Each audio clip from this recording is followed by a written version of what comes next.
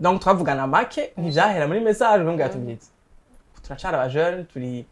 turi broke generally broke kumurusha generally broke kumurusha ko nivyo cyane nyitanga cambwira urazi ibi ndakubwiye je naravyiyumviriye nafashe umwanya kuvyiyumvira mugabo wewe uvyumviye ngaha genda rero vyiyumvire uzoza unkinyisha maca ndagenda nukuri ntavyo niyumviriye cyane je yimviriye pendant 3 mois navyo niyumviriye kuko naranavyibagiye pendant 3 mois ibaze et octobre décembre 2012 navyibagiye gushika naho barengeje problème umuntu ubwe ngo genda uvyimvire ubuze uti turahejeje kuvugana azusubira kumbwira yavyimviriye kumugoroba sari washize muhira neza amahoro iki je nakubwiye ibintu utanyishura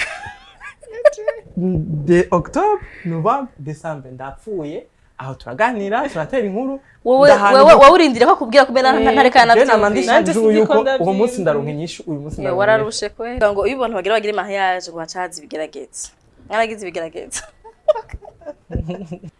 byari bigoye byasaba ko tugira ubwenge bwinshi hama ufise abagenzi bagukunda ufise umuryango ugukunda bamwe bose bafise ibintu bariko baraguhanura rero bisaba ko wumviriza Imana ibindi byose bigahora ukavuga Mana nukuri aha ni je na wewe kuko biba bisa nk'umuriro kuko wari kurande rwanje kurande rwanje harabamubwira harabambwira irafari yuko yansama tudesida yuko ikintu cyose kiza kivuga yuko tutagira mariage ico kintu nahaza bari Imana ivuye mu ijuru ubwatubiriza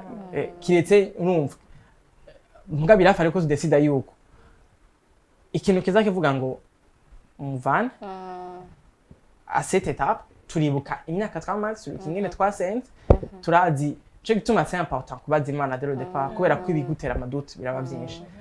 uribuka wa munsi wa mbere ngene wasenze ubika confirmation yagize wenyene mu cumba kumva ko uwo mudraga wo murondera uribuka ingene yakubwiye wiyambere uribuka ingene vyagiye baravansa yapakuye yari kuri kuvuga muri 2012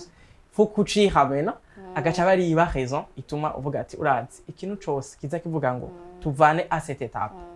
hacu nzakwemerera we stick together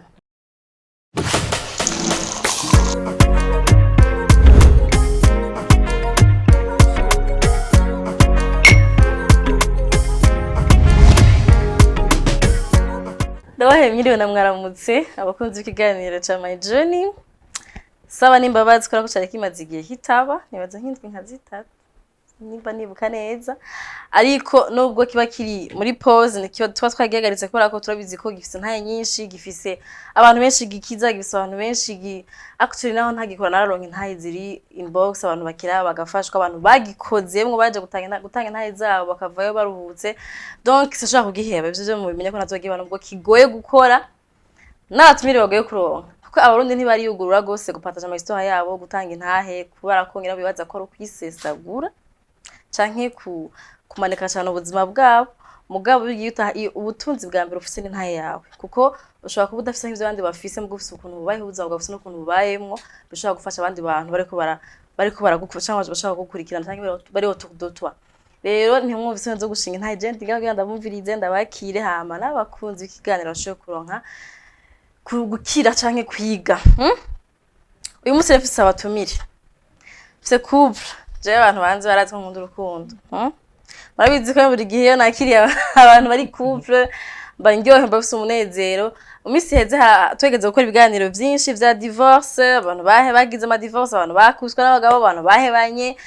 abantu tuhuye kaza barambwira ngo ngo bagumukuri gano vya divorce cyane ngo menga nta ngozi gyoshe zihari menga nta ngozi zibanye igihe kinini zihari zirahari mugabo kubera iki mutaza gushinga intaye mwebwe mufise ngo nziza kubera iki mufise ngo nza uzoshaka kwinspira abandi mugabo mukaba muziryamanye wanyu mukuvumengo ntimushaka kubwira abandi bantu ko urukundo rugihari ko urugo guza rugihari kugira ngo natwe tubitinya dushobore gufata kubijamwe kwa twumvise byinshi bibi tuvuga ati hari ahantu sashaka kujaye mugabo yumvise ntahize abantu babanye neza bagize chance yo gutorana no kwigana no kuba urabibona commitment bituma nabo biga gusanga urikura urongerwamwo espoir anyways c'est couple ni couple mugabo ni couple wa pasteur ga specialité ndamaze kwakira ama couple menshi mugabo ni couple akabera wa pasteur ya mbere ya Stanley n'umugore wiwe umugore wese mu pasteur ni mama pastor mugo uyu munsi ni pasteur na pasteur couple ba pasteur na pasteur reka ndabakire batuganirize muze kuguma muri hafi mumve ntaye yabo mumve histoire yabo umwe turamaze kumwakira mugabo yaje nko mu entrepreneur uyu munsi aje nko mu pasteur nk'umugore w'umuntu kandi abakire nibaza ko duhera kuri madame d'abord ani misa vibes karibu gaga merci beaucoup meze neza ça va nawe ni sawa misi nyinshi canke mike ego ravana n'ivyo abantu baravye ego twakirira umushinga ntayo wawe karibu ngashitsi bambere nakira karibu murakoze kunyakira mu kiganiro ego mu kwipresenta reka duhere ku mushitsi ko Gaella ntakira umushitsi nga yaramaze kuhaca katwakire duhere ku mushitsi yatwibwire hama mu nyuma araza nawe kwidondora urakoze cyane nitwa Ngabonziza Aimé Florian nkaba ndi pastor nkaba kandi ndi entrepreneur. Wow, okay. Ego. Ibintu vyanyu biko biraryoha ntarabishikamwo. Okay. Okay, jewe nitwa Abizera Gahama Gaella. Canke Ngabonziza Gaella kandi madame wa Ngabonziza. Ego. Voilà, ndi entrepreneur nanje, ndi madame wiwe ni pastor. Kandi turabavyeyi. D'accord. Imbere mugabo ko tuja muri histoire d'amour. Jana ifise ikibazo. Muri n'abapastor musanzwe benshi murongo musanzwe benshi mu influence. Ni obligatoire gufata izina ry'umugabo wawe? No. Est-ce que ni itegeko ko uco twizina ry'umugabo wawe? Sinibaza ko nta hamwe riri. Uretse ku marezo. Eva ntiyari yitwa Eva Adam. Oh yeah. Est-ce que Adam yarafise no? Je ne sais même pas. Oya simpaka nta hamwe mugabo hari haba bikunda bakabishira kuri identité mugabo no. Jewe riri ku marezo sociaux gusa. Canke nshatse kuri vuga mugabo birandyohera. Birakuryohera mugabo hari abashaka ko batabikunda. Gusanga umugabo ni wabikunda ko genre yumenga ni honneur ko umugore we shaka izina giye mugo umugore we ntavyo ashaka yo bireka naco yibaza ko ari imico n'ibihugu na context nkuko par exemple abagore bakuru b'igihugu baca bitwa amazina y'abagabo babo igihe umugabo ari we mukuru w'igihugu yego umugabo abandi muza busanzwe abagore bose ntibitwa amazina y'abagabo babo bivana rero nuko umuntu abikunda mu bihugu by'abazungu cyane niho n'umengo barabikunda cyane yego aca hindura izina imediatement mugabo birahinduka hari ushira ko igiwiwe agacashira ko n'iry'umugabo hari ubw'umuzigi wiwe nibaza ko biri facultatif. Par contre abazungu giye bararikura ko karema by'umugore rirava ko karema kashashira ko iry'umugabo wiwe ngatwe ngahanye turagumana akazina kacu kakumemwe haje kurindi ku ruhande sat nakarakabazo k'amatsiko kubera ko naba pasteur ne turabumvira ivyo bavuga turavyumvira shaka rero okay histoire y'entrepreneur baza kwiza kubiri hagati na hagati kwa muri entrepreneur mwese mugabo nashaka duhere ku ntango mutubwire ngene mwamenyanye gute mwahuriye gute ibi biraryoshe umuntu akabivuga cyane bimusubiza kera ucubuka uribuka ko twahuye turiga tumeze gucyanye cyangwa mutubwire ukuntu mwahuye. Okay. Hatangura abashitsi hatangura abasangwa sibyo ndabyinjiramo. Okay. Ni muzi ukuntu muyaga ni muzi ubuntu biflowinga n'ingoga. Okay. Kanangure. Twamenyanye ryari twamenyanye muri 2011 icyo gihe nari niga muri université hama twahuriye kuri église hari concert nari muririmbyi nayo yari mu protocole uwo munsi hama twari tuzinanye vraiment mugabo duhejeje concert bimwe burindiriye begeranye urabona bari muri service abegeranye ibintu ngaha na hariya nguma murindiriye ko mutaha aca aranyegera arandamutsa bitenisa urakomeye uririmba neza umva okay merci hama hacatangura conversation ngaho rero kuva ubwo bon yarambajije ikibazo ama nanje ndamubaza ikibazo yarambajije ikibazo ushaka kubiki hanyuma aho nyene ari ntavyina direct acha bivuga byose bese batavuga hanyuma nanje ndamubajije cyane bamwe ko shaka umpastor. Okay. Really? Mugabo Jesse namubwiye ko shaka umpastor ico gihe. Namubwiye ikindi kintu shaka gukora hama cyane bambwiye ngo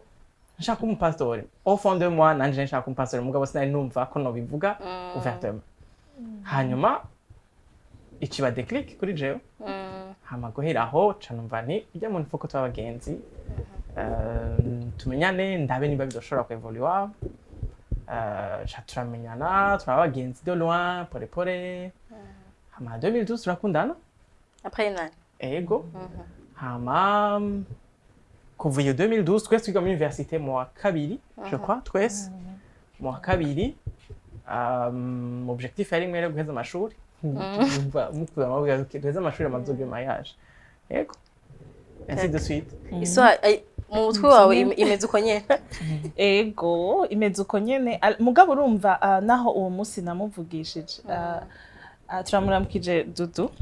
Théophile kora ari concert yiwe twagira shout out kwa ntamwe wawe shout out kuri Dudu vraiment mugenzi wacu donc yaruko twe tuzinanya ariko urumva twe tuzinanya ko twasengera muri église imwe ntiryari rya mbere ndamubonye cyane ntiryari rya mbere ambonye mugabo urumva naho nyene concert iraheze muri utunaturiya murindiriye gutaha hamanye nukacu uvugisha umuntu biti ko arumva nanje nari nkunde byo kuririmba mugabo sinari bwatambuka sinari bwaje muri chorale canda havye ndabona umuntu ari ngaho vraiment nta intérêt nimwe kandi nawe arabizi vraiment Amazons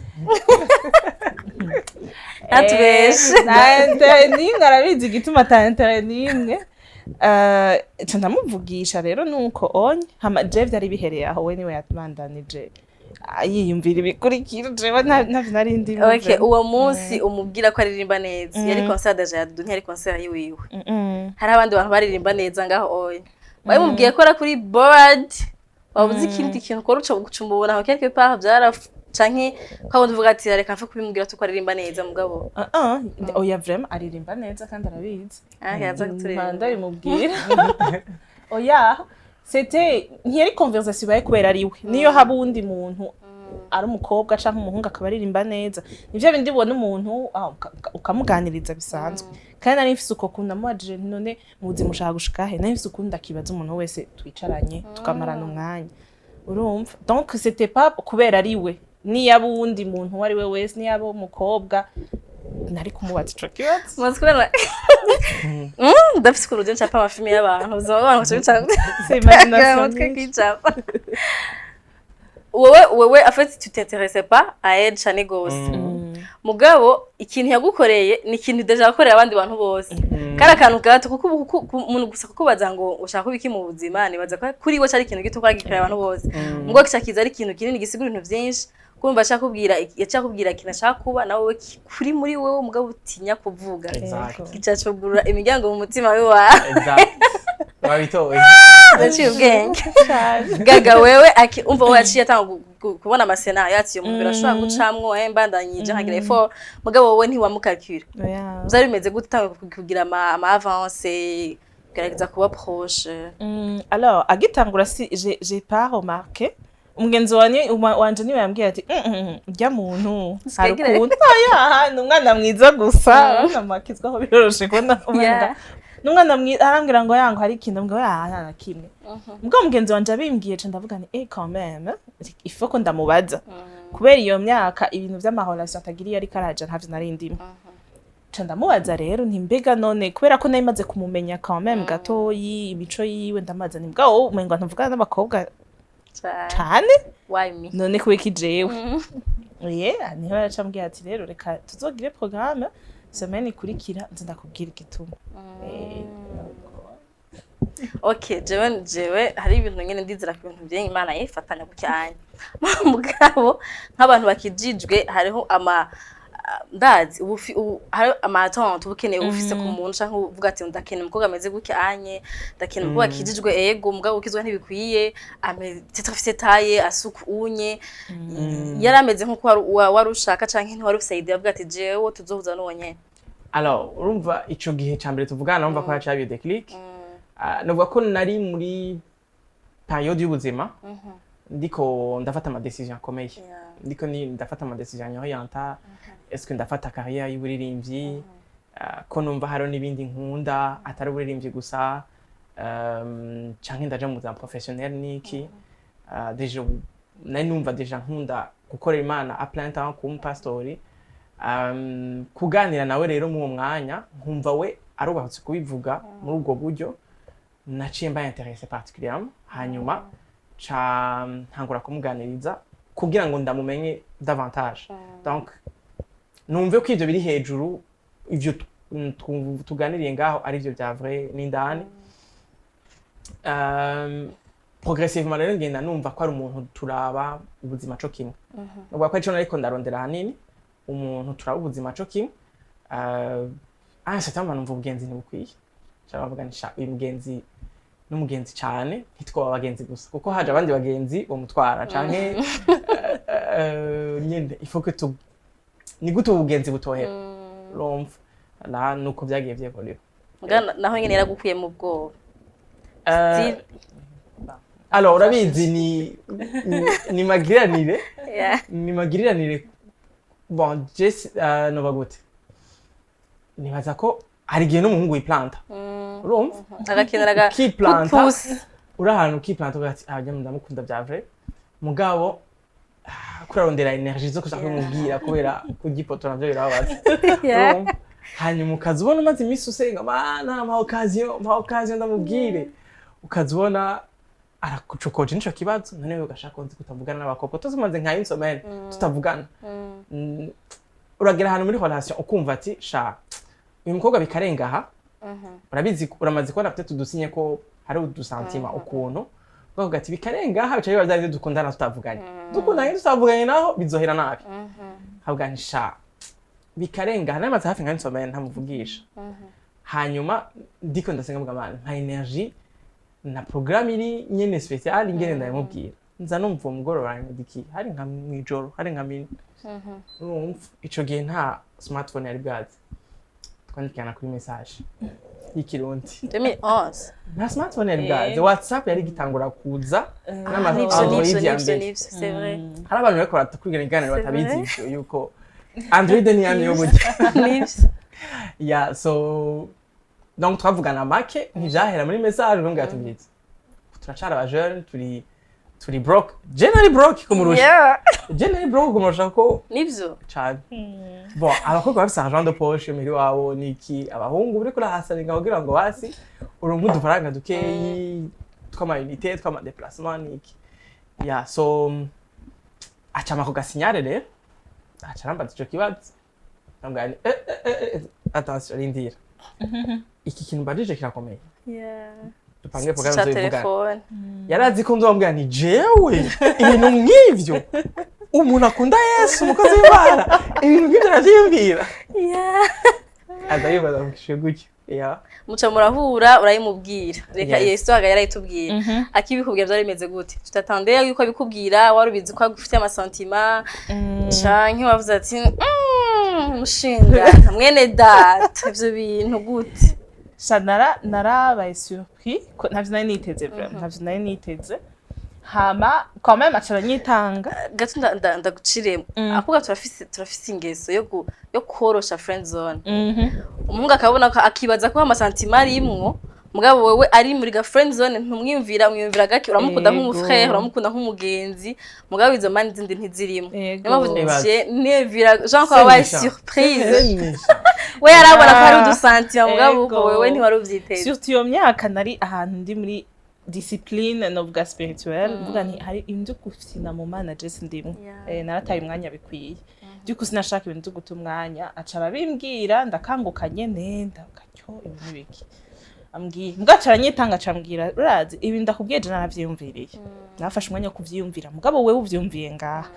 genda ro vyiyumvira uzoza umpinyisho maca ndagenda nukuri ntavyo niyumviriye shana je yimviriye pendant 3 mois navyo niyumviriye kuko naranavyibagiye pendant 3 mois ibaze et octobre décembre 2012 naravyibagiye gushika naho barengeje problème umuntu ubwe ngo genda uvyimvire ubuze uti turahejeje kuvugana azusubira kumbwira yavyimviriye kumugoroba sari washize muira neza amahoro iki je nakubwiye ibintu utanyishura de octobre novembre décembre ndapfuye aho turaganira turatera inkuru wowe urindire ko kubwira kubera ntareka navyumvira yuko uwo munsi ndaronka inyishu uyu munsi ndaronka wararushe kweli polisa ko ndavyumvira mi December yarasharazaramwe hari ibintu nakubwiye ni biki yes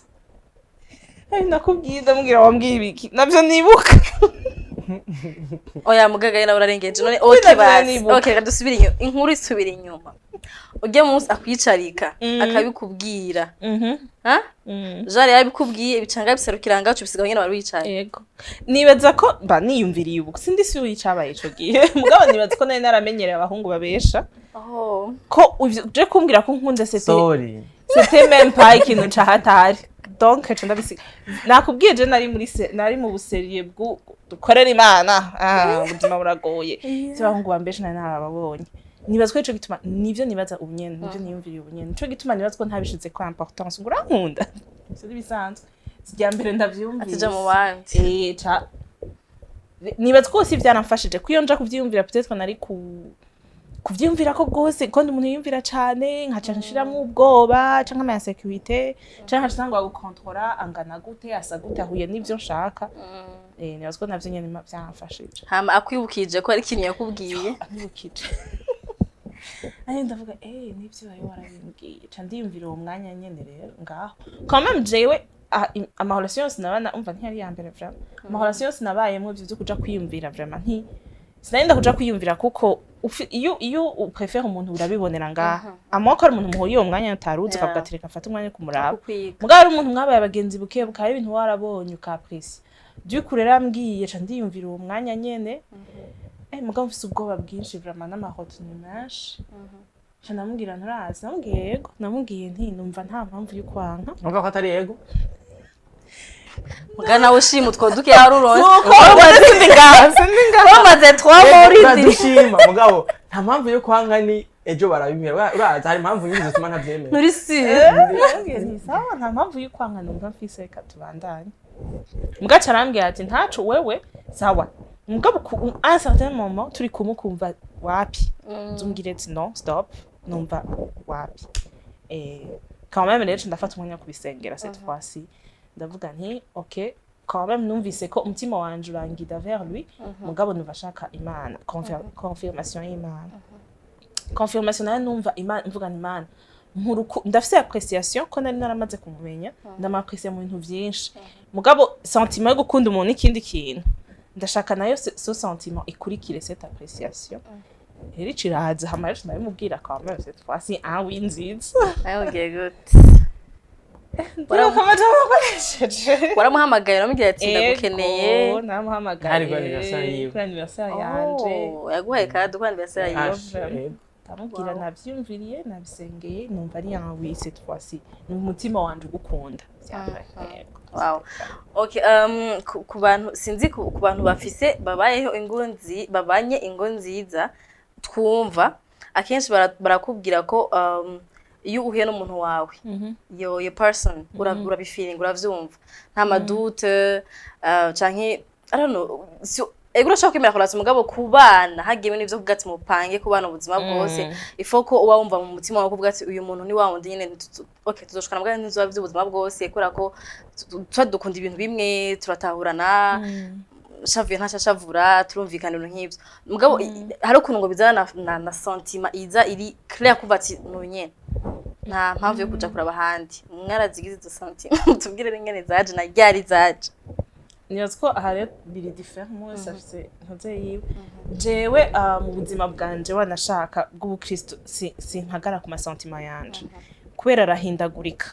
arahindagurika bivanye n'amahumeur yanje ndi umu introverti nuvuga ngo ndi umuntu agira ubwoba facilement ndi umuntu who overthink cyane so sinshobora guhagarara ku masentiment yanje vraiment nimba shaka gufata decision iri nk'iyo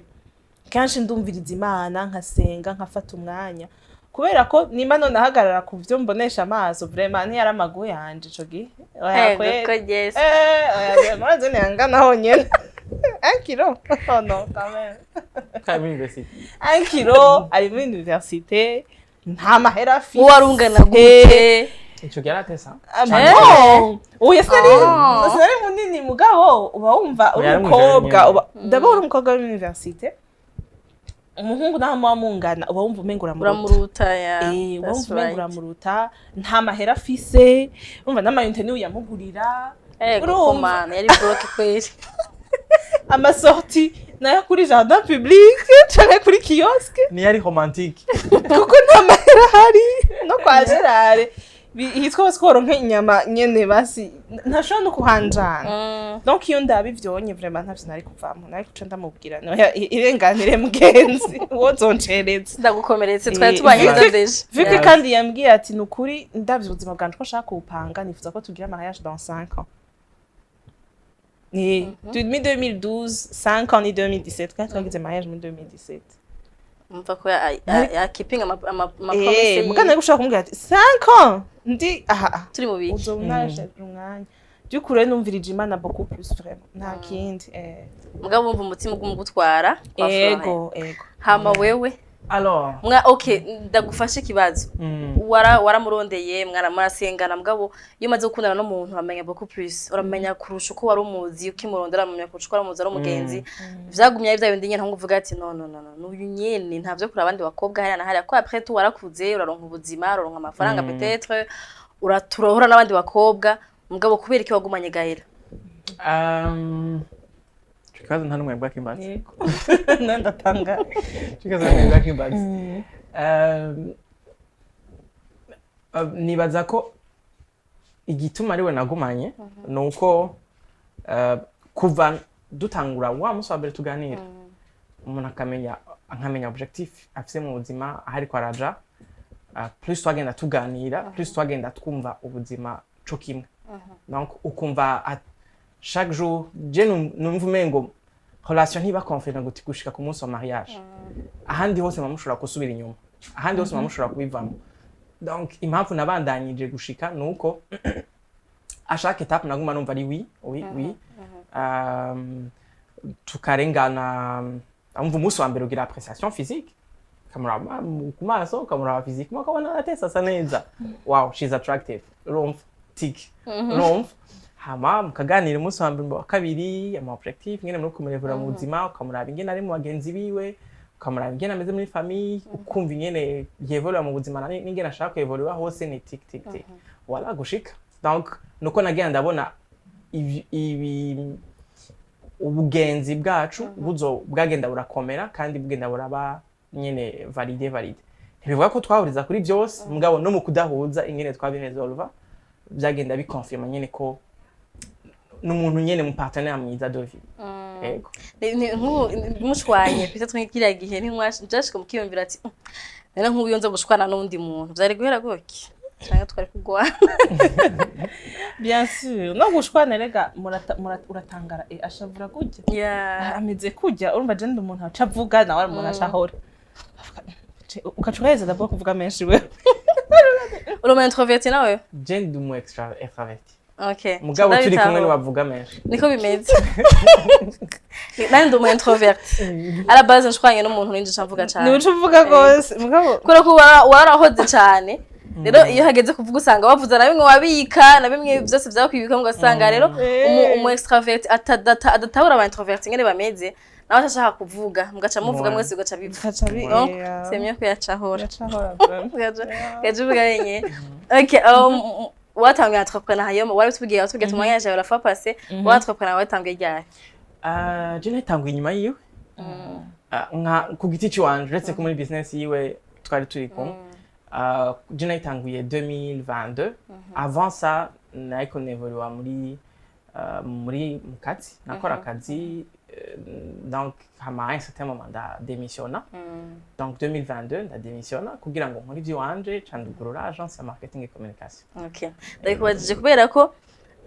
normalement n'abagabo baki batahora abagore ba entrepreneur kubera ko uri umugore w'umu entrepreneur à part yuko ari umu pasteur de kushaka ko après bigusaba inguvu nyinshi bigusaba amajoro menshi udasinzira bigusaba ama sacrifice menshi rero utari umugabo atahura iyo passion afise canke uko kwitanga ari karagira usanga abenshi barashwana ugasanga ati hari ikintu wamburanye hari ikintu ucaranga ugenda ukora akazi gasa urondera akazi ukore nturubije kurara amajoro kuri yumvira nturubije kuri guru kura mishatsi y'abagore tazi ibigwara ukurayo mugabo waramusutena ngira ngo eske ico gihe wari ufise nawe passion ya entrepreneur canke bavuga ati no nivyakeneye fo ko ndamufasha muri binyene kugira ngo je ko ndavyumvira ribaza ko iyo utari kurasutena umu entrepreneur après toi azobikora ko rige mu rero ntuhera aho bihera rimwe mushwanye rero semiye kugira boroshe ingorane mufashe umusapoting kugira ngo n'ivyo bintu bikore n'ingoga go narashoye ku murongo byari bimeze gute mwebwe agitangura entrepreneuriat ari umugore wawe mugabo ufise akazi kari stable korera abantu alors mpere inyuma personnalité yiwe no muntu atiha adakunda kwesera ibintu bishasha nanje ndi umuntu no muri restaurant sinjya bimwe kabiri je préfère guhindura misi yose guhindura ni experience nawe ni vya bindi nyene donc jero ndi umuntu akunda ibintu bishasha akunda ibintu bihinduka akunda ibintu vyevolue du coup ariko turiko turimvira ikintu yo kwa entrepreneur bon kwa entrepreneur nje nenda bifise nguvu nyinshi kuri side yiwe kuko numva kwa entrepreneur harimwo uko kugenda guhura n'ibintu tarabona kuja muri ville ukarondera kugenda ukadodora ku miryango kuja kumenyana n'abantu kugenda ugura ibintu ahantu utazi umuntu utazi gutembera gutyo donc harimo partie aventure donc iyo canjane nije nenda yifise au départ plus namupusa yimvira ikintu ukora tangura nikikubona ukora akaciyumvira akagitora okay tubikore gutya donc par expérience yakazi kiwanje donc nacanga sho expérience iwanje kumufasha ingene du planifier ivyo yokora okay next week rero turadukora gutya gutya kuko urumva yiriwe muhira umusosi hama nanje nagiye mu gitondo niki hama kagenda akaisea 1 2 3 fois bikavamo ikintu canke bivemo ikintu donc progressivement rero parcours yiwe y'entrepreneur jago nenda iryoherewe kurusha kuko nariko uretse ko ineko ndabona ko ariko arese ibintu bishasha ashaka gushika handi ego donc byari binyoheye ahubwo ni wamusunitse iyo atagufasha uhora ubyumviye ego ati nk'ubu iyo atamfasha je mba ndi hehe si muri ivyo gusa mu bintu byose nkuko yabivuze vraiment ndatinya kwese ibintu bishaka so gutinya ariko inconfort ego canke iyo inconfort ni ki umva abantu ntabyo woshobora mu gazone de confort mugabo ibintu byose nivyo onyarambwira no dushaka gushika kure mu buzima dushobora kwashika turiko dukorera abandi bantu sishobora gukoresha hamwe kanaka naho ukorera irindi shira hamwe ntibikunda cherche quoi faire ko tugifise iyo opportunité bigikunda cherche quoi faire nyene nka mama excuse me none nkuno cankora ikigenda muri ville utembera urabi avyandi ariko barakora nuko onye donc il me poussait hama natanguye akampa ama objectif akicara nyereka wakoreye angahe waronsa angahe byagenze gute wafixije ibiciro gute kubera iki wazira nk'umuntu mu bantu uramubwira kwikurangora n'ivyo bibazo byose mugabo ko mnenze experience afise navuga oya hama iyo force niyo nurirako avuga ko yavuze ngo nubu biracaba nubu vraiment ashaka kumbwira ikintu avuga naco nshaka je navyo ushobora oya genda je nkavuga nkidoga nkavuga urahazi reka nurire kuri energy yiwe ndagiye nje kumucanza kumbwira ko byanze nkaca mbona birakunze urubika emiswa kuranye na papa sako ndabumviriza hama twaravuze ko asaba no bose bashaka kuba entrepreneur kubera ko hari habatinya hari abavuga ati jewe ni bon ndafise akazi kamemba 500,000 kamemba 300 miliyoni kubera kinja gutangura ibintu ntazigari bizokunguka bishaka kumpombera ko hari abashaka kuba barabigerageje mo cyangwa kabiri bagaca bavuga ati no nakazi baci banyirukana ko ndiko ndagerageza ibintu byandwa sanga barabihebye n'abandi ugasanga nkuko kiwawe aronse umuntu amupusa amusunika birakunze marigara yuko afise ubwoba marigara yuko atashobora gutangura business yiwe bigakunda twayivuze ko twavuze ngo se abantu bose sanzwe abantu entrepreneur mugani baza ko umuntu wese ko umuntu bashaka umuntu entrepreneur kubera ko sinzi naho tofise umuntu agupusa inspirer abagaera uyinspire ku muntu utazi canke atanakuzi uko nyene mugabo urumva ko waramwumviriza ego problem yaho akenshi usanga umuntu wenyene yisuze estime ugasanga bariko baramupusa ahubwo biheze ashwanya namwe akaramupusa ego because ntabyo nubitahura ko nabishoboye ntabyo nshoboye ntabyo nshaka ugasanga uritetyu umuntu akaragereza kugufasha akaragereza kugusunika no kugira n'umugabo wawe alors atari umugabo c'est pas évident mugabo nibaza ko kubera ko nzi ikamvuga côté faible ya personnalité yanje ndemerera ko abantu banchallenging ni nayo mpamvu je nkunda amahizo sociaux ubundi ndashobora kuraba umuntu akora ikintu nshaka gukora nkamuraba gushika naho nkure ko ndaraba emission ya mwanya yinge ni kuvuga YouTube umva ndashaka kuguma ndayiraba ndiko ndiyumvira yo basha ndabikore ibintu ariko aravuga urumva ndiyemerera kuba challenged n'umuntu wese ndara umuntu ariko akora ikintu nshaka gukora nkavuga nimba yagishoboye na Jess no gishoboye why not reka ngerageze nivyanka ndamaramara mugabo nagerageze janke wagerageje ego quand même ndemera kwiga okay ndavuze kubera ko après tout n'umugabo wawe yeza ko ari umuntu mudafitanye urugendo rurerure rw'ubuzima yo gushobora gucika intege akavuga ati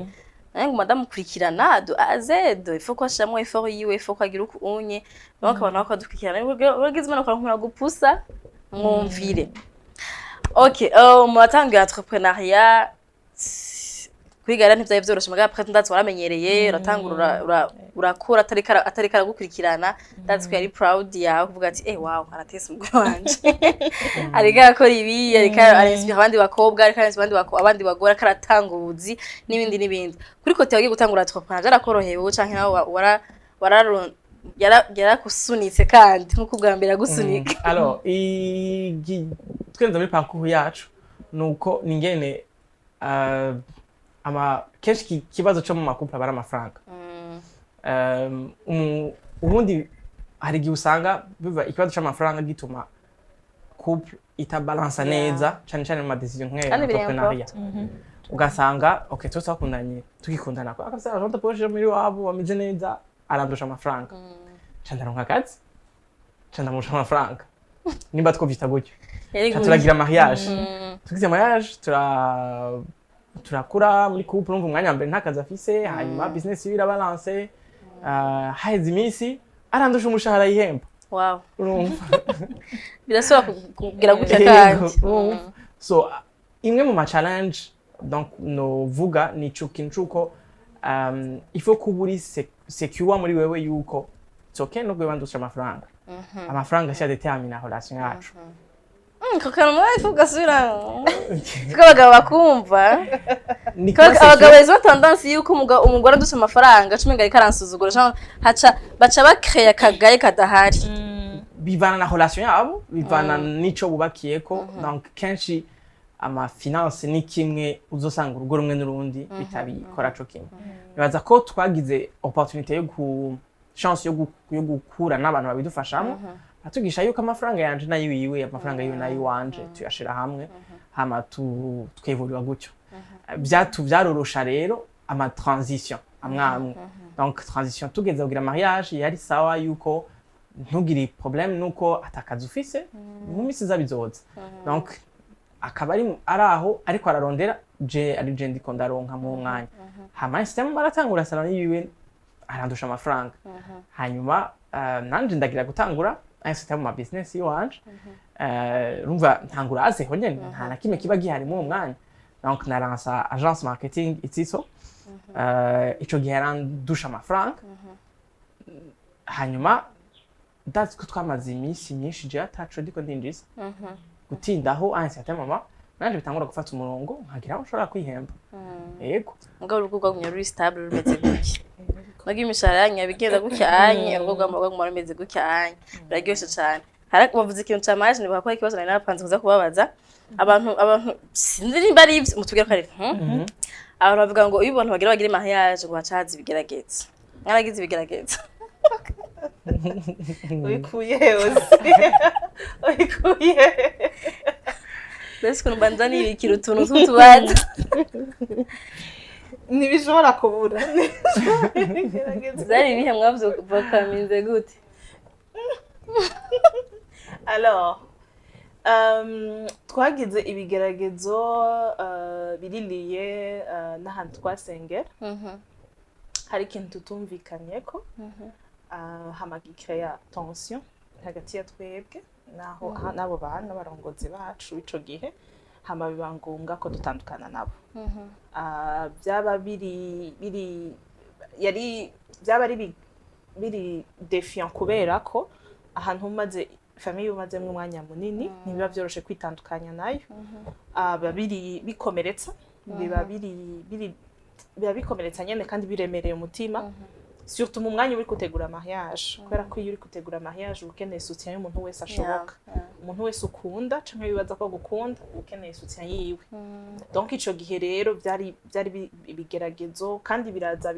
bigasekwa même votre relation kuko muca mu questiona en fait ibintu byose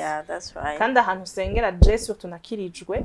nkakurira urasura kana questiona igituma wizera ivyo wizera en fait kweki nizera ivyo nizera hama ivyo nizera nivyo vyatumye nemera relation nawe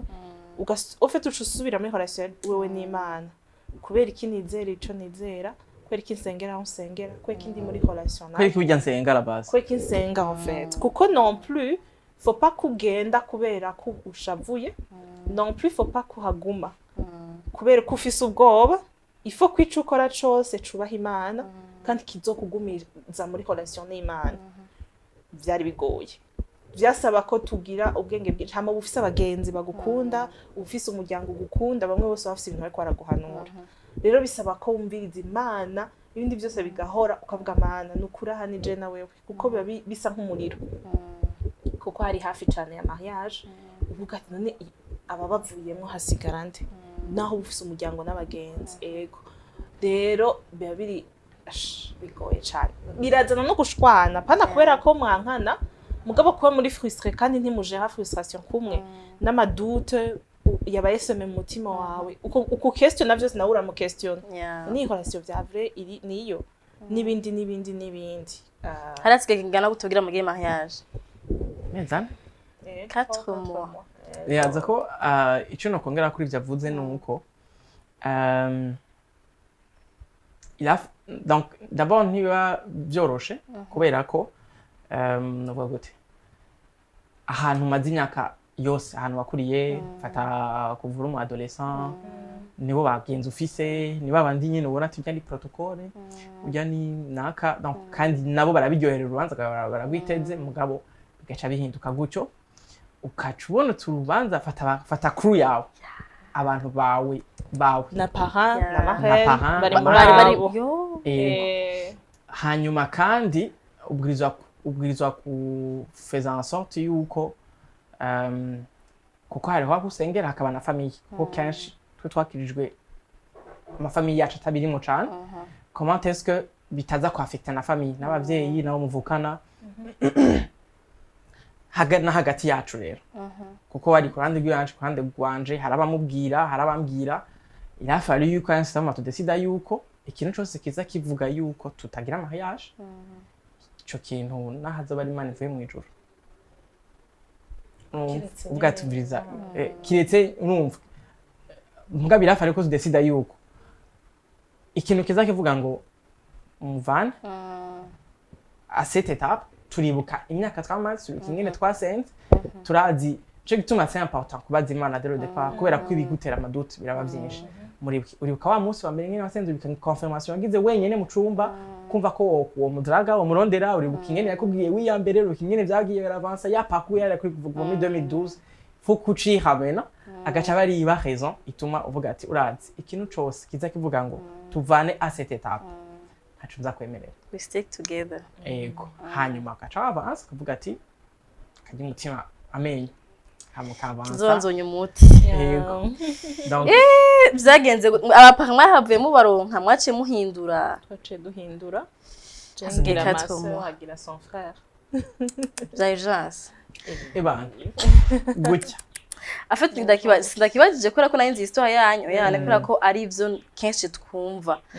ndakibajije kugira ngo peut-être mushoye gutera intege ko tugira tuje mu misezo y'amamanza muri juin juillet turi muri juin juillet août ni imisi ya mariage tutwa abantu bazara bakino kiganiro bagasanga ko rabicamwo birabakomeranya muri no mwanya havuga tumbiriza final masuka twenyene reka tu nimbuzi ko ta kintu kibidakuzi ko ta kintu kibunzi ko kandi nkabazi ko atadutse mfise kuri wewe reka tubandanye sino nukugira dutera intege abandi bantu bariko bara canke bazovyumvira bamenye ko ari bihuhuza kandi baza ko bishikira amakouple ashobora kuba azobana neza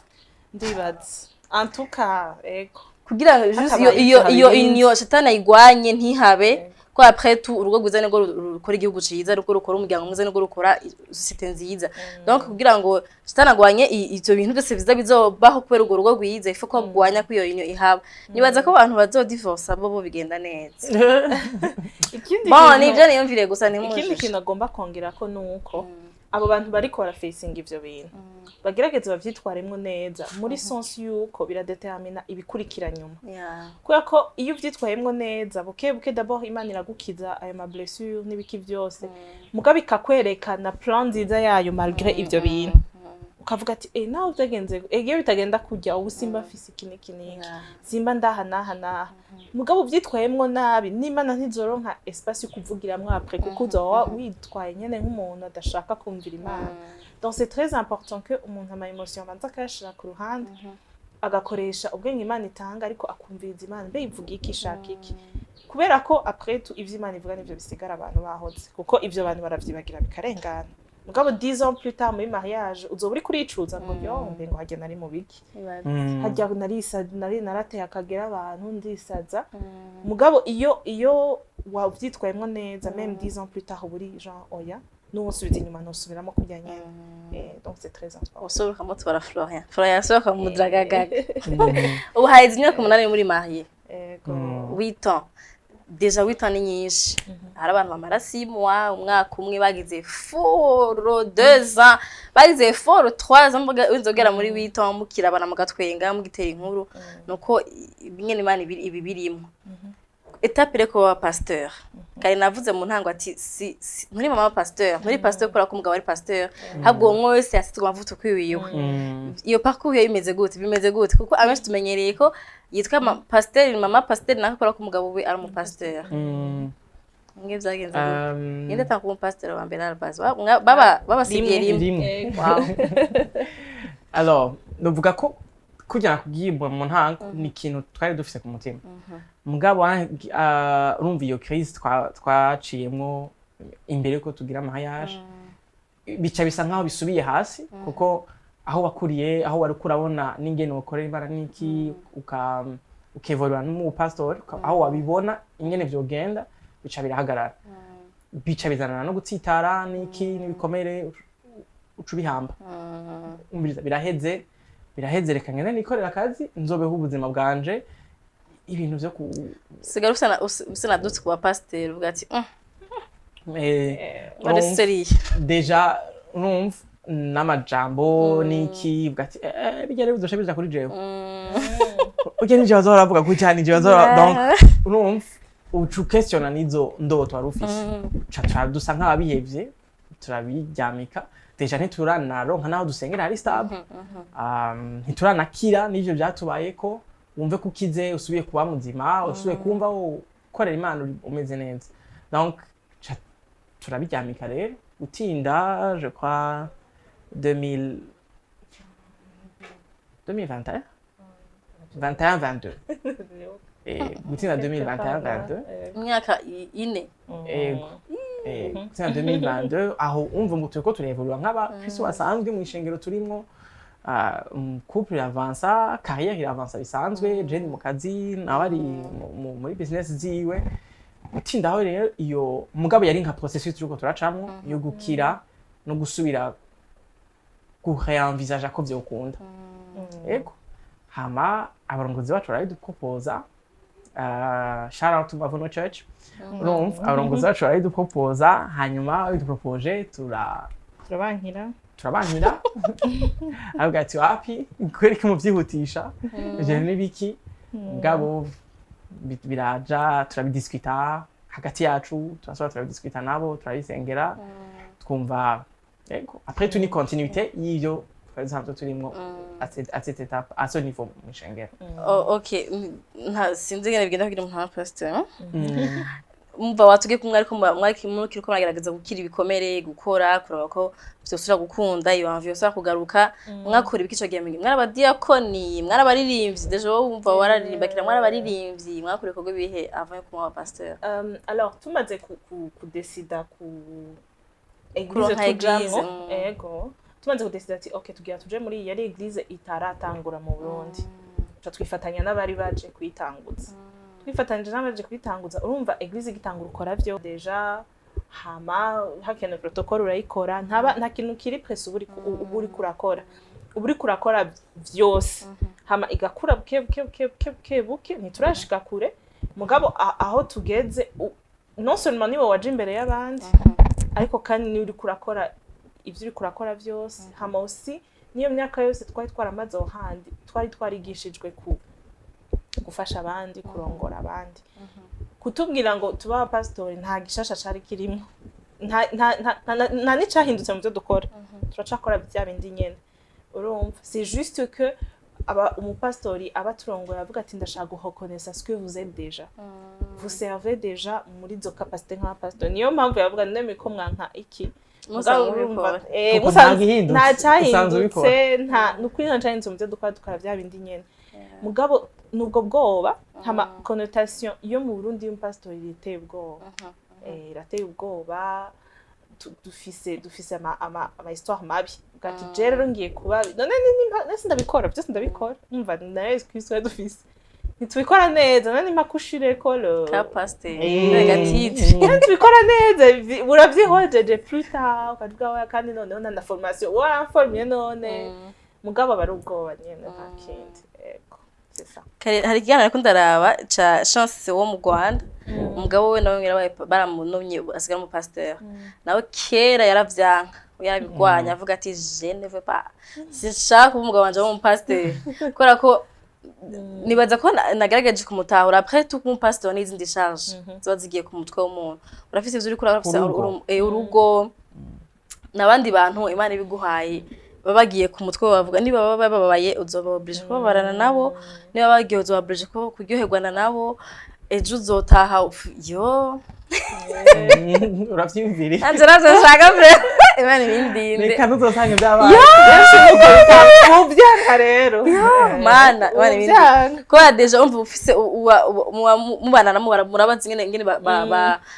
bimeze muraza amazina babita benshi babita ba fake zimana bari fake ntitubizera ko iki d'abord yambara kurya ko kavuga kurya mu Burundi urafise ukuntu poste ashaka kubamira nk'amapanikote fa kuba wambaye umwambaro w'akazi kandi wamera gutyo ntuza kuba uri normal ego fa kuba wambaye ikoti bari oblige kuza kuba wambaye ikoti passager feraje mu kiganiro ngahanye n'umugore we yaje yambaye deshire aba commentaire baramututse bana uyu muri pasteur waheyaza mu kiganiro yambaye deshire kora ko bafise isura y'umu pasteur ivyo ni byose gukorera muri abantu kugira ngo c'est vraiment officiel église itari y'abarundi mugabo style abakiristo n'abarundi benshi ikiri no mu Burundi okay muremeye après muri aba pasteur après mwasanze vyari vyoroshe mwasanze vyari bwari ubwoba gusa cyangwa ari réalité you have to fight with this oya ntivyoroshe bien sûr ntivyoroshe bien sûr d'abord ahantu uvuze ko umupasitori ashobora kanguka nkawe we n'abantu bakibaza ko umupasitori baca bakanguka nanje n'abantu bakibaza ko umupasitori bakuraba n'uyu bakaca bamuraba abo bose babimenye ukabona ko abantu bagize ibibazo byinshi niki mugabo nibaza ko jewe kimfasha nibaza ko nawe arico kimufasha no yandi ma référence justement umva nari c'est d'abord ubwo jica bwa mbere nari mfise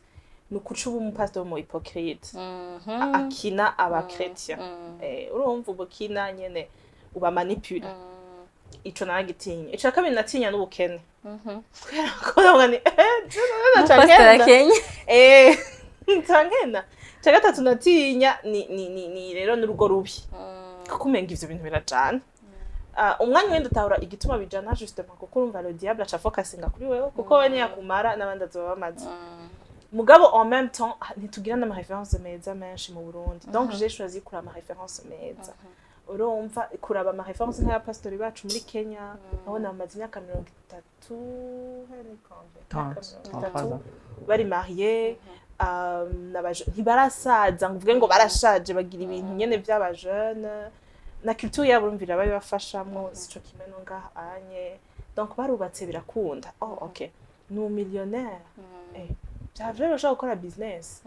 Apana kubera ko eglise uyiziga ko amahera ahubwo niwe ubaha ni wewe business zawe zirakora neza. Cinavuga urazi birashoboka. je n'ivyo vyamamaza ubwoba niyo mbishitse nkumva ubwoba nkumva ndatakaje ivyizigiro uriko urumva amakuru ya pastor ca mpindukiza nkara mu bindi bihugu abo vyashobotse bigenda neza nkuvuga ko nimba nakavyashobotse no mu Burundi rega hari abo vyashobotse c'est super les histoires z'abandi bantu nuko ari bake kandi abo bikunda tubavuga entre tuvuga abo vyanse gusa bariho bo bishoboka kandi bigenda neza nkaca mvuga urazi reka tu focus kubishoboka byarafunze kandi birakunda ntituraheza urumva turacari turi mu rugendo muraba pasteur baba entrepreneur mu misi heze naragize ikibazo Imana ishimwe ko ndose abapasiteri babiri ampisi baba entrepreneur ndababaze ico kibazo narifise imihari nafise ishavuge abapasiteri ati kuki more nayi napanze kuzamagara pasiteri bose nganda bice ndababwire ati kubera ko ibintu bimeze gutya ayi turi mu Burundi mwe murabatwapone murakoze Imana mugabo murakora ntimwizeye amafaranga y'ibigira 10 amafaranga yishikanwa ngo Eglise irampemba aragize ibi mwahisemo ko twakoze Imana ngo barondera n'ubuzima bakora est-ce abanyeshengero banyu nabo nyene murabigisha murabashamo iyo esprit yo gukora murabashamo iyo esprit yo kuba yo sinze kumaze gusoma igitabo my work my ministry nzokigo niho ndakora nagize iryo shavu kubera ko niho nagize niyo révélation gati kubera abarundi abantu benshi barakijijwe dufise population yacu 80% n'abakirisi n'abantu bemera Imana abantu bemera ko Imana ikora bemera ubushobozi bw'Imana mugabo kubera ikintu ne dukenya like why we are poor kubera ko dukenya mu gihe twizera Imana ishobora byose twizera Imana iri excellent twizera Imana atakina Imana itanga ubwenge Imana itanga ingufu zo gukora kubera iki dukenye za gusanga peut-être abakirisi barabakorofte mu mutwe barabakoromfye baziko ukijijwe ifo wa muronga ati ivy'Imana imbere ibindi muzobira nk'inyongera gusanga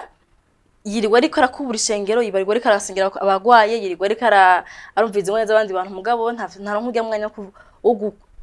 wo kwiyumvira ati none ejo nzoshangiye iki ejo nzokwambara gute ejo nzoba hehe yiyumvire future yiwe ejo kora après tutuba mu isi turaja mu ijuru ntituzina ryari tuzojayo kuko n'abavye bacu bari bazi ko Yesu azoza muga ntaraza ntibiyumvira ahanye kwisi naho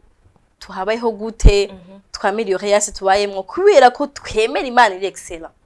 tubexera mu buzi dukoramwo nimba nkora muri banki nerekana kajya karoro kiza ko umuntu akijijwe sinibe mpanura abandi nkore cyane ibintu nk'ibyo kandi bibira Yesu kubera ko ufite ko bakizwa benshi abarundi bose arabakizwa fare ko bihera mu mashengero abakozi Imana bigishe abakirisi wabo ntibame gusa muri kizwa ntibame gusa muri roronka imigisha babigisha gute iyo migisha izoronka ko imigisha ntizokoroka Yesu mwebwe murabikora ko muri aba entrepreneur ego turabikora icambere nuko impamvu nibaze ko turi pauvre kimwe ko ni byinshi gituma abantu baba pauvre ariko kimwe nuko ona define igikorwa c'Imana nk'ikintu kibera kuri Eglise ikintu cyose kibera kuri Eglise ni igikorwa c'Imana ikintu cyose kibera en dehors de l'Eglise si igikorwa c'Imana mwandi bimaja muri huwa bya Satani nuko nyene umukozi Imana yavyanditse abakizwa bibaza ko gukora muri bank ari bikazi kari profane ni profane no akazi kanje nakita profane ariko ari Imana impezagiramo no kuvuga ngo ni Imana cyane mba ndayikuyemo twebwe twizera ko church begins on Monday twe twizera ko Eglise yanje araho mfitse influence kubuje kukazi nimba mfise abantu 10 dukora 12 dukorana na Eglise ntawozi Eglise yewe ni silent je mu pastor uri online kubera ko ambassadeur w'Imana ngaha anye niho uvugira ubutumwa bwawe niho message yawe ica niho abantu bakirira niho abantu usengera urumva hari abantu utahana mu mutima mutari muzi nayo ukamutahana uvuga ati shawe muneka ndamusengere ko arazi ngorane yavuze iyi niyo Eglise yawe Eglise si hajya ugenda dimanche ni naho mu mwanya munini ya base naho dimanche ahubwo ni muri garage aho musubira gufixanya mugashiramwe amavuta mugakarishanya mugasubira mugati twagiye kacumugenda kuri mission en fait hajya kuri Eglise ni headquarter amatskonda abaspy bagiye mu bihugu bitandukanye barafise headquarter mugabo akazi kandi kahera kabera kuri headquarter akazi kabo kabera ikindi turiga ku mateme akaze nk'amafaranga nk'ubu ku kwezi kwa gatanu dufise teme y'amafaranga urumva donc chaque année turafise ukwezi kuvuga amafaranga ngo dufise ukwezi kuvuga ku rukundo n'ayandi mateme atandukanye amaturu ibikoresho dukoresha bya discipleship birimwo amateme nk'ayo kumenya ingabire kumenya mbega muri société nokorera muri sphère yahe est-ce que nje muri sphère ya gouvernement na politique nje muri sphère ya entertainment na art nje muri sphère ya music nje muri business kubera ko ministère yanje itangura aha nyene lundi en fait gukora imana bitangura lundi dimanche no gukarishanya ego icyo nokongera ko nuko sinzi kumaze kumva amashimwe ndabyita amashimwe umunezero umuntu atahana yahembwe canke ico salaire isigura ku muntu afise umuryango hari ministère isumbije nimba ozi akora business yiwe agahemba abantu 3 4 5 abo 5 bagashobora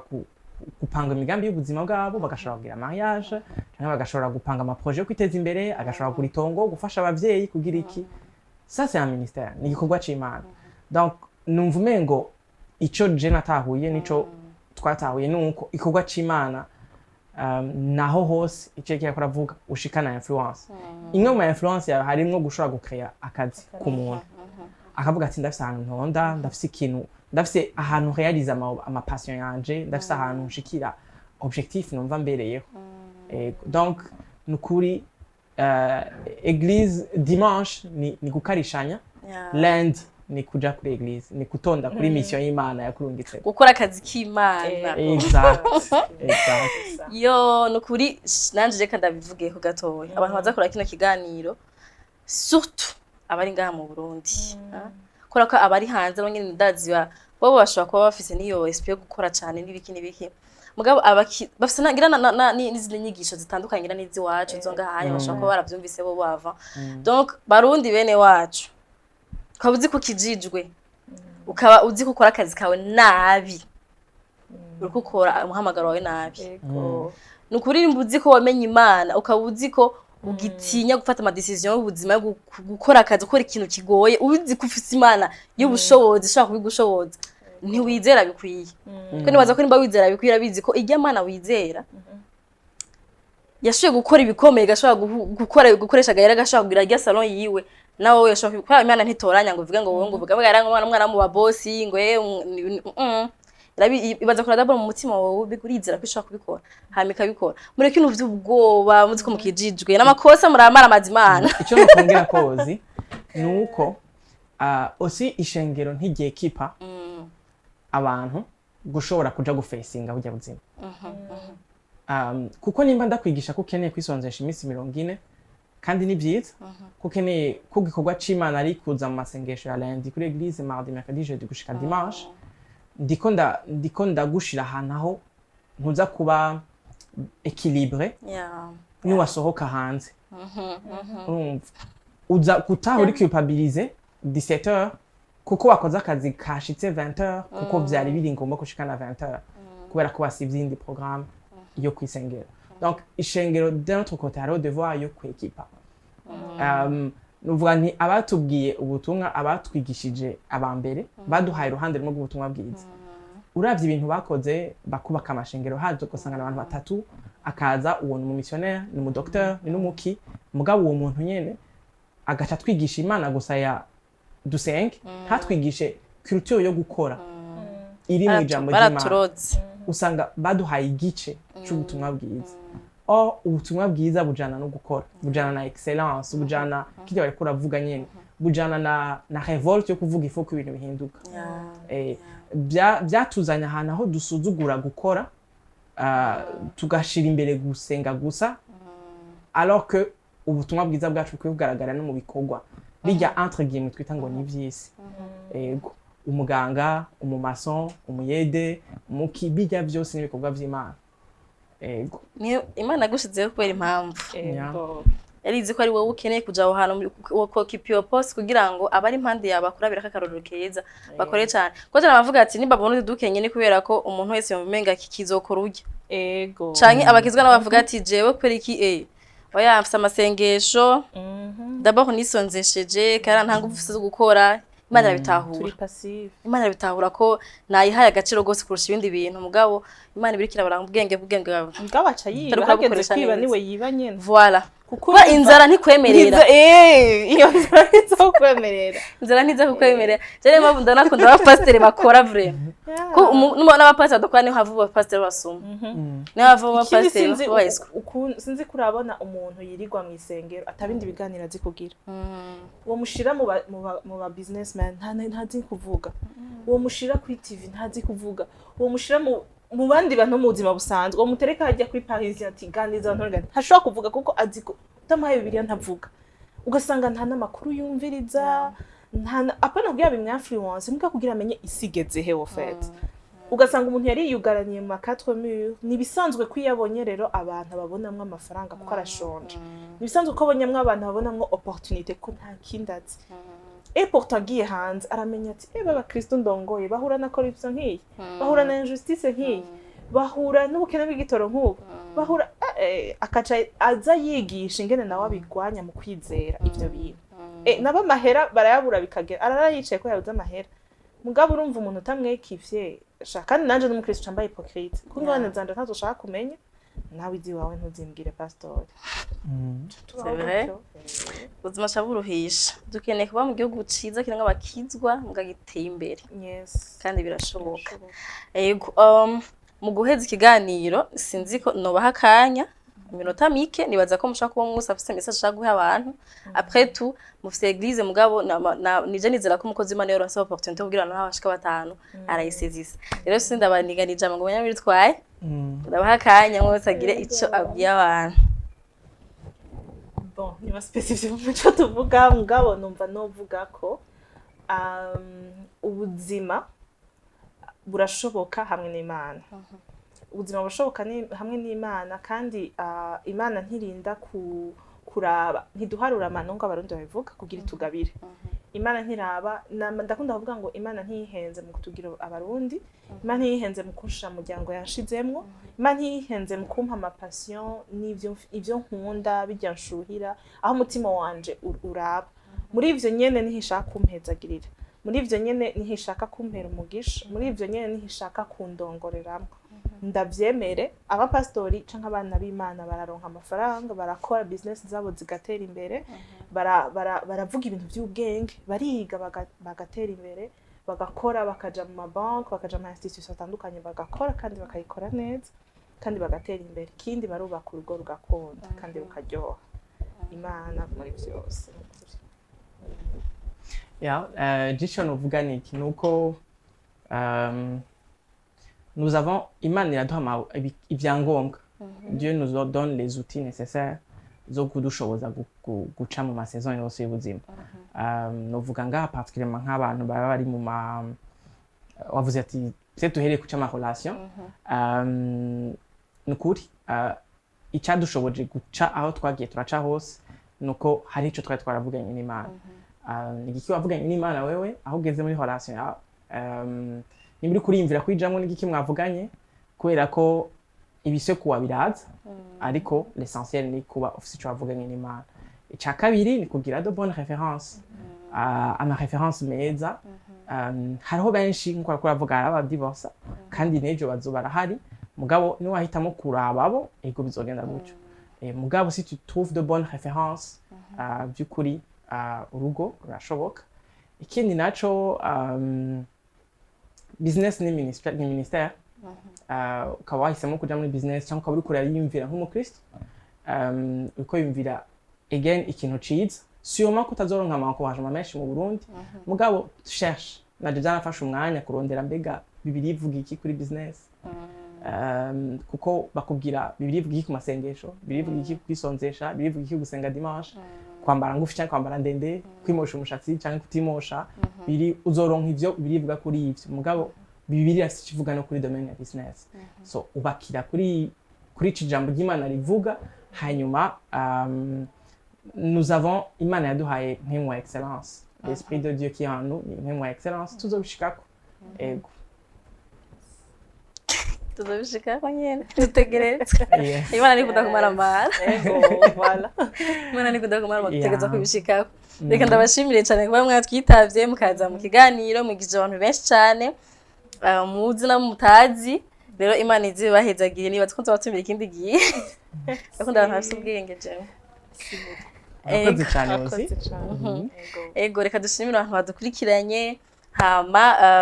nimba ushaka gushinga intaye nawe karibu cyane n'amanima akunda guca mu biganiro byacu batwandikira niba tutakuzi ko abantu bose bafite intaye ziryoshye ntitubazi bashaka kutwandikira hama tuzogutumira no kuri avec plaisir kubera ko intaye yawe je namanigira mu bantu bose twicarana kwizi ntebe umuntu wese nimba ari uwaho ubuzima bugoye nimba ari nk'ijya ntaye ya console ya Constance ibintu byose usanga harimo leçon uvyumvirije uri attentive usanga harimo inyigisho ukuramwo donc muze murazumviriza bikunze ni buri umuntu mwiza uzipartage abandi bantu kuri ko nukunda biryoshe ntukuda kugegwa wenyene hama nimba ufite intahe turondere zo tugufashe kwishikiriza abantu benshi hama reka ndabashimye ko mwadukurikiranye naho mutambwe ikiganiro nk'iki canke ikindi zosubira murakoze cyane Siren Vibes TV.